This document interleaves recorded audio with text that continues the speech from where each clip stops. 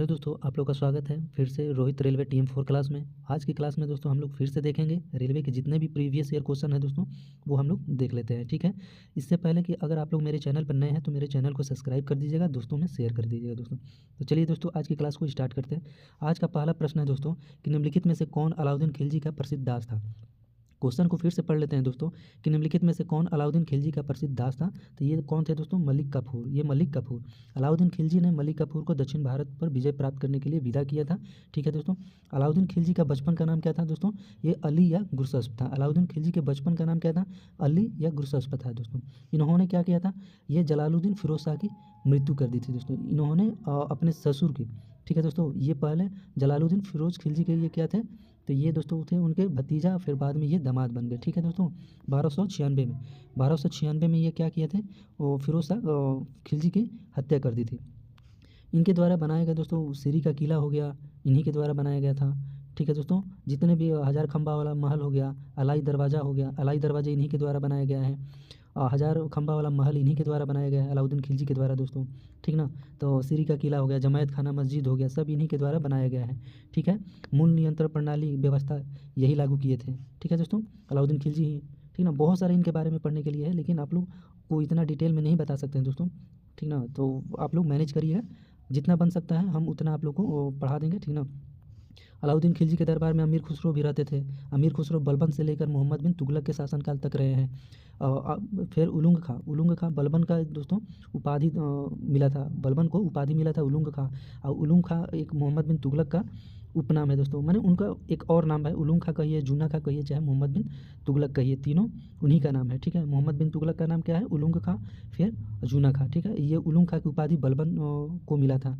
ठीक है दोस्तों, तो इतना डिटेल से कोई नहीं पढ़ाएगा दोस्तों, बस आप लोग मेरे चैनल पर आप लोग पढ़िए, और जितना बन सकता है आप जिस किताब से बोलिएगा मैं उस किताब से आप लोग को सेट प्रैक्टिस करवाते रहूँगा। वो चाहे प्रीवियस ईयर हो, चाहे सेट प्रैक्टिस हो, कोई भी नया सेट प्रैक्टिस होगा, किरण पब्लिकेशन का, प्लेटफॉर्म का, रुकमनी का हो गया, चाहे अन्य किसी का भी, तो आप लोग बोलिएगा तो मैं करा दूंगा। ठीक है, अगला क्वेश्चन है दोस्तों कि फिरोज शाह तुगलक ने किस प्रसिद्ध शहर का गठन किया।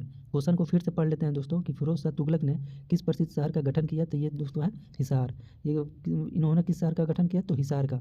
ठीक है दोस्तों, तो ये हिसार कहाँ है? तो ये हिसार हरियाणा में है। हिसार कहाँ है? हरियाणा में है। ठीक है दोस्तों, और ये भी आरपीएफ कांस्टेबल में पूछा गया प्रश्न है, 2019 में पूछा गया है दोस्तों। ठीक है, आगे बढ़ जाते हैं दोस्तों। अगला नंबर क्वेश्चन है कि 14वीं शताब्दी के दौरान भारत में किसने सोने और चांदी के नियमित मुद्राओं के स्थान पर सस्ती धातुओं से निर्मित सांकेतिक मुद्रा का उपयोग किया था। क्वेश्चन को फिर से पढ़ लेते हैं दोस्तों कि 14वीं शताब्दी के दौरान भारत में किसने सोने और चांदी के नियमित मुद्राओं के स्थान पर सस्ती धातुओं से निर्मित सांकेतिक मुद्रा का उपयोग शुरू किया था। तो इसका सही उत्तर है दोस्तों मोहम्मद बिन तुगलक। मोहम्मद बिन तुगलक ने किया था। इतना लंबा चौड़ा क्वेश्चन है दोस्तों, लेकिन इसका छोटा भी प्रश्न बन सकता था कि सांकेतिक मुद्रा का उपयोग शुरू, यानी सांकेतिक मुद्रा का प्रचलन किसने किया था? तो ये मोहम्मद बिन तुगलक ने। कब किया था? तो 1329 से लेकर 1330 के बीच, 1329 से लेकर 1330 के बीच में इन्होंने चालू किया था। ठीक है दोस्तों, सांकेतिक मुद्रा का इनके द्वारा बहुत सारा हुआ था। जैसे अपनी राजधानी को और दिल्ली से दौलताबाद चेंज किया था 1326 से 27 में। ठीक ना दोस्तों, तो आप लोग देख सकते हैं बहुत सारा। इनके बचपन का नाम अभी हमने बताया क्या था? तो जूना खां या उलुंग खां। इनके बचपन का नाम बोलिए, चाहे इनका तीसरा नाम बोलिए, दूसरा नाम बोलिए। ठीक है, आगे बढ़ जाते हैं दोस्तों। अगला नंबर क्वेश्चन है कि इनमें से किसके द्वारा दिल्ली सल्तनत में एकता प्रणाली को संस्थागत रूप में लागू किया गया था। क्वेश्चन को फिर से पढ़ लेते हैं दोस्तों कि इनमें से किसके द्वारा दिल्ली सल्तनत में एकता प्रणाली को संस्थागत रूप से लागू किया गया था। तो इसका सही उत्तर है दोस्तों इल्तुतमिश ने एकता प्रणाली को लागू किया था। एकता प्रणाली को किसने लागू किया? तो इल्तुतमिश ने दोस्तों लागू किया। ठीक है दोस्तों, ये किस वंश से संबंधित है? इल्तुतमिश। तो ये गुलाम वंश से संबंधित है। ठीक है दोस्तों, ये किसके दास थे? तो ये कुतुबुद्दीन ऐबक के दास थे। ये कुतुबुद्दीन ऐबक के दास थे। इन्होंने कुतुबुद्दीन ऐबक के जो पुत्र है आराम से उनकी हत्या करवा दी थी दोस्तों। कब की थी? तो 1211 में इनकी हत्या करवा दी थी। ठीक ना, कुतुबुद्दीन ऐबक के बेटे की मृत्यु किसने करवाई? तो इल्तुतमिश ने। कब किया? तो 1211 में। अब 1211 में ये दोस्तों ये दिल्ली की गद्दी पर बैठते हैं। ठीक ना, इनकी पुत्री का नाम रजिया सुल्तान है, इनके बेटे के नाम रुकनुद्दीन फिरोज था। इनके बेटे का नाम रुकनुद्दीन फिरोज था। इन्होंने ही ये। ठीक है दोस्तों, आप लोग देख सकते हैं इतना डिटेल में कोई नहीं पढ़ाएगा दोस्तों। एक ही क्लास में आपको इतना, ये जैसे हम 20 क्वेश्चन करवाते हैं, 20 क्वेश्चन में आपको 200 क्वेश्चन हम करवा देते हैं दोस्तों। इसमें ऐसा कोई बात नहीं है। ठीक ना, आप लोग पूरे बढ़िया से तन मन से देखिए और ज़्यादा से ज़्यादा अपने दोस्तों में इस वीडियो को शेयर करिए। ठीक ना, उनको भी इस क्लास का फ़ायदा मिल सके। अगर आप लोग ये किताब लेना चाहते हैं दोस्तों, तो आप लोग मेरे इस वीडियो के लिंक में मैं इसका डिस्क्रिप्शन में लिंक दे दूँगा, जाकर आप लोग बाई कर सकते हैं, ठीक ना। तो इनके वो इल्तुतमिश के भी बारे में बहुत सारा चीज़ है जो कि हम अभी पढ़ा नहीं सकते, लेकिन इतना जो बता रहे हैं जो कि आप लोग को एग्ज़ाम में पूछेगा ही पूछेगा, तो आप लोग बस ध्यान देकर पढ़ते रहिए। फिर आगे बढ़ते हैं। अगला नंबर क्वेश्चन है दोस्तों कि निम्नलिखित में से किसने अपने सैनिकों के लिए सैन्य शहर सीरी का निर्माण किया। क्वेश्चन को फिर से पढ़ लेते हैं दोस्तों कि निम्नलिखित में से किसने अपने सैनिकों के लिए सैन्य शहर सीरी का निर्माण किया। तो इसका सही उत्तर है दोस्तों अलाउद्दीन खिलजी। इसका सही उत्तर है अलाउद्दीन खिलजी। अलाउद्दीन खिलजी ने सीरी का निर्माण किया। शहर का, सीरी एक शहर है, उसका निर्माण किया और इन्होंने किला बनाया था, सीरी का किला, ठीक ना। सीरी का किला इन्हीं के द्वारा बनाया गया था, अलाउद्दीन खिलजी के द्वारा। अलाउद्दीन खिलजी का भी नाम बताएं कि बचपन का नाम क्या था, अली या गुरसस्प, अली या गुरसस्प। इन्होंने किसकी मृत्यु की थी दोस्तों, जलालुद्दीन फिरोज शाह की मृत्यु की थी। कब की थी, तो 1296 में कर दी थी, ठीक ना। और ये जो दोस्तों थे ये भतीजा भी थे और दामाद भी थे, किसके, तब जलालुद्दीन फिरोज शाह खिलजी के, ठीक है। तो आप लोग देख सकते हैं इनके द्वारा बहुत सारा चीज़ बनाया गया। अलाई दरवाज़ा बनाया गया, इन्हीं के द्वारा अलाई दरवाज़ा बनाया गया। हज़ार खंबा वाला महल बनाया गया दोस्तों। फिर जमायत खाना मस्जिद बनाया गया है, ठीक ना। सीरी का किला बनाया गया है। मूल नियंत्रण प्रणाली व्यवस्था यही लागू किए थे दोस्तों, ठीक ना। सैनिकों के लिए अस्थाई वो सेना जो कि वो दिल्ली के शासकों में सबसे महान अस्थाई सेना, विशाल सेना इन्हीं का था, ठीक ना। और बहुत सारा चीज़, घोड़ा दागने का प्रथा यही लागू किए थे, घोड़ा दागने का प्रथा यही लागू किए थे। सैनिकों का हुलिया लिखना इन्हीं के द्वारा प्रथा बनाया गया था, ठीक ना। घोड़ा दागना और सैनिकों का हुलिया लिखने का प्रथा इन्हीं के द्वारा चालू किया गया था, सब अलाउद्दीन खिलजी के द्वारा, ठीक ना। आगे बढ़ते हैं दोस्तों। अगला नंबर क्वेश्चन है कि डैश ने नौरोज़ नामक प्रसिद्ध फारसी त्यौहार की शुरुआत की। क्वेश्चन को फिर से पढ़ लेते हैं दोस्तों कि डैश ने नौरोज़ नामक प्रसिद्ध फारसी त्यौहार की शुरुआत की। तो किसने किया, गयासुद्दीन बलबन ने, गयासुद्दीन बलबन ने, ठीक है दोस्तों। आप लोग देख सकते हैं ये आरआरबी एनटीपीसी स्टेज 1 में पूछा गया प्रश्न है दोस्तों। अब बलबन को उपाधि क्या मिला था, उलूम खाकी, उलूम खाकी बलबन को उपाधि मिला था दोस्तों, ठीक ना। इन्होंने अपने फारसी त्यौहार को नौरोज़ जो है, नौरोज़ नामक प्रसिद्ध फारसी त्यौहार की शुरुआत की। लौ एवं रक्त की जो नीति था उसको पालन किया था किसने, तो बलबन ने। लौ और नीति, ठीक ना। लौ और रक्त माने लौ और रक्त जो नीति है उसको पालन किया था बलबन ने, यानी लागू किया, पालन किया, जो भी कहिए। सिजदा और पैबोस जो प्रथा था बलबन के द्वारा स्टार्ट किया गया था। सिजदा या पैबोस, राज दरबार में सिजदा और पैबोस प्रथा का शुरुआत किसने किया, तो गयासुद्दीन बलबन ने किया था दोस्तों, ठीक है। कि इनके दरबार में दो फारसी कवि रहते थे, इनके दरबार में दो फारसी कवि रहते थे। कौन कौन, तो अमीर खुसरो, अमीर हसन, अमीर खुसरो, अमीर हसन, ठीक है दोस्तों। इन्हीं के दरबार में रहते थे दोस्तों। चलिए आगे बढ़ते हैं दोस्तों। अगला नंबर क्वेश्चन है, अगला नंबर क्वेश्चन है दोस्तों, अगला नंबर क्वेश्चन है कि अमीर अल ख़याल, अमीर अल ख़याल एक अरबी उपाधि है जिसका अनुवाद समानता कमांडर ऑफ द फेथफुल या लीडर ऑफ द फेथफुल के रूप में किया जाता है।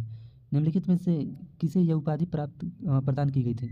इसका सही उत्तर है दोस्तों जलालुद्दीन यकूत, जलालुद्दीन यकूत, ठीक है दोस्तों।